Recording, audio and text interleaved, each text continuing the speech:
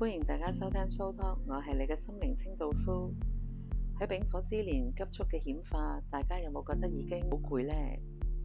人與人之間嘅事情，或者你工作嘅事情，所對嘅事情都變得越嚟越快，越嚟越急，好似你而家諗到嘅嘢，下一秒就發生，繼而就已經有結果，快到你自己都不敢想象。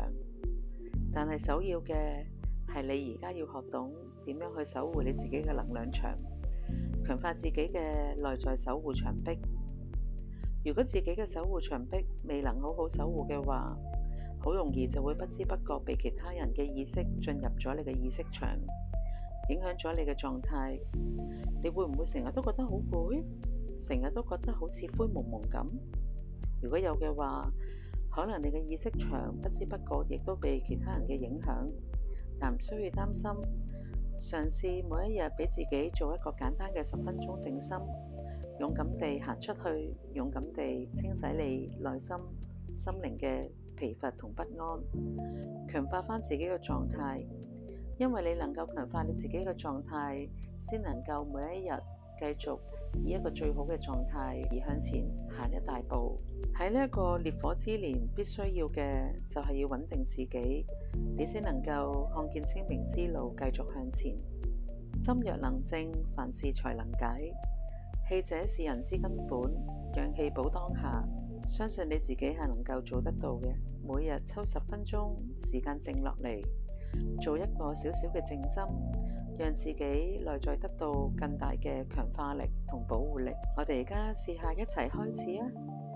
首先坐好自己，坐喺一個最舒服嘅狀態，慢慢深呼吸，合上雙眼，放鬆兩個膊頭，先感受下內在嘅能量流動。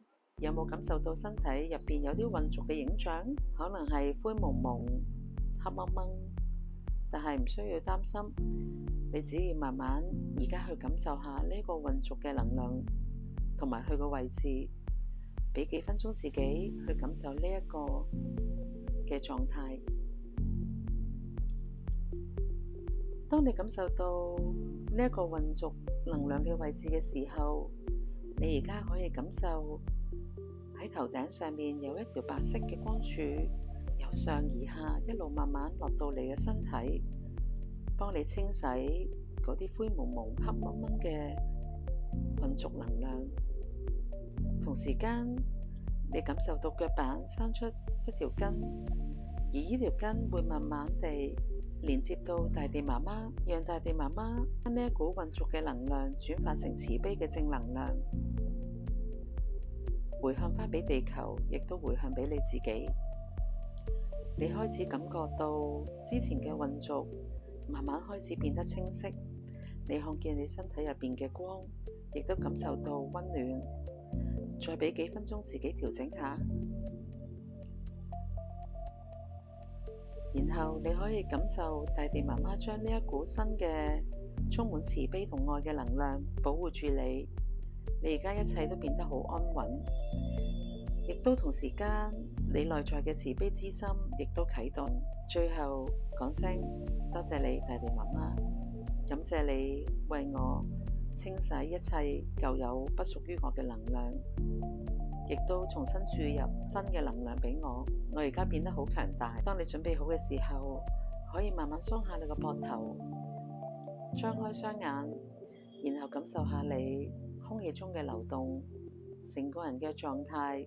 當你開始穩定，外在就會自然出現不一樣嘅事情，而豐盛同資源同機會就會流向俾你。心靈清道夫都陪住你一齊穩住呢個狀態，讓人生嘅路走得越嚟越漂亮。帶着呢份覺知，衷心祝福你，亦願你打開你嘅智慧之門，繼續向前行。